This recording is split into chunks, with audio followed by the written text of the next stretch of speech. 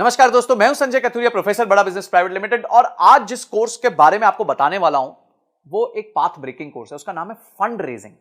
जी हां, देखिए, कोई भी जब स्टार्टअप चालू होता है या कोई भी मिड साइज कंपनी भी हो जाती है, उसके लिए फंड रेजिंग बहुत इंपॉर्टेंट होती है। तो फंड रेजिंग जो होती है वो दो तरीके से हो सकती है। पहला, आप उधार ले सकते हैं।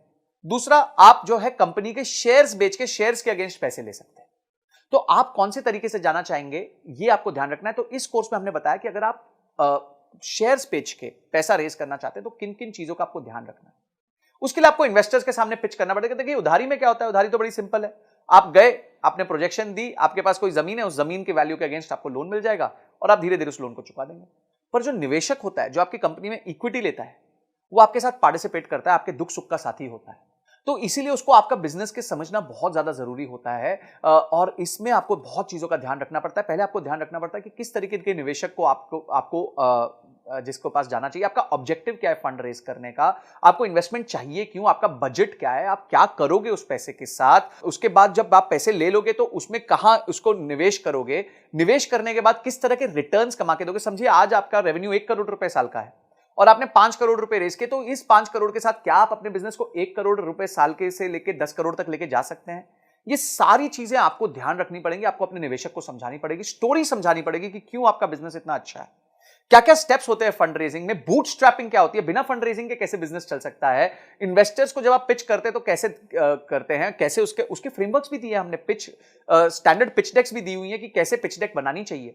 उसके बाद आपके प्रोटोटाइप्स क्या होते हैं पिचिंग के, आपके टर्म शीट क्या होती है, ड्यू डिलिजेंस क्या होता है जब लोग आपके बिजनेस को आके समझते हैं, उसके बाद किस तरह का पेपर वर्क होता है, आपका शेयर होल्डर एग्रीमेंट क्या होता है, शेयर सब्सक्रिप्शन एग्रीमेंट क्या होता है, कंपनी की वैल्यू कैसे तय की जाती है कि भाई ये कंपनी 100 रुपए की है कि 200 रुपए की है।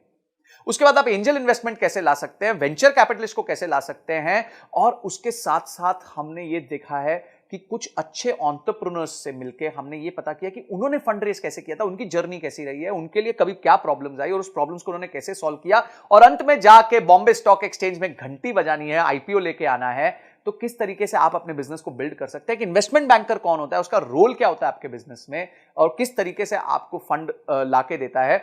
आप उसके बाद इन्वेस्टर रिलेशंस कैसे मैनेज करते हैं, जब निवेशक बोर्ड पे आ जाता है उसके साथ कैसे अपना आप रिलेशन मैनेज करेंगे। ऐसी 32 पावरफुल वीडियोस हमने बनाई हैं जिसमें case studies, examples, real life cases हमने लिए हैं, जिसको आप यूज करके फंड रेजिंग कर सकते हैं। तो बाप रे, इतना सुनने के बाद ही आपको मन करना चाहिए कि मैं इस कोर्स को अनलॉक कर लूं, इमीडिएटली अनलॉक कर लूं और जाके सारे वीडियोस को ध्यान से पढूं, उसको इंप्लीमेंट करूं और उसके बाद उसके रीडिंग मटेरियल्स को पढ़ के उसको और डीप में समझूं। तो ये सारी चीजें हमारे एक ही कोर्स में इतना सब आपको मिल जाएगा, इतनी सारी आपकी प्रॉब्लम सॉल्व हो जाएंगी। आपका गोल है अगर कि कंपनी के लिए फंड रेज करना है, तो आप इस वीडियोस को देख के बहुत अपने आप को इक्विप कर सकते हैं, प्रिपेयर कर सकते हैं। इसके साथ हमने 450 फंड्स की लिस्ट भी दी है जिनको आप अप्रोच कर सकते हैं, उनके फोन नंबर के साथ, उनके किसको आपको अप्रोच करना है उसके साथ। ये सारी चीजें हमने इसके साथ फ्री रिसोर्सेज दिए हुए हैं।